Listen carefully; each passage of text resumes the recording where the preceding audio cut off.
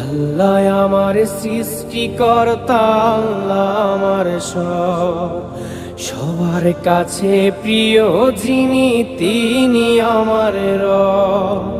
দুনিয়া করব সবাই আল্লাহর ইবাদত, দুনিয়া করব সবাই আল্লাহর ইবাদত, সব কিছুতে দিবেন তিনি তারই রহমত।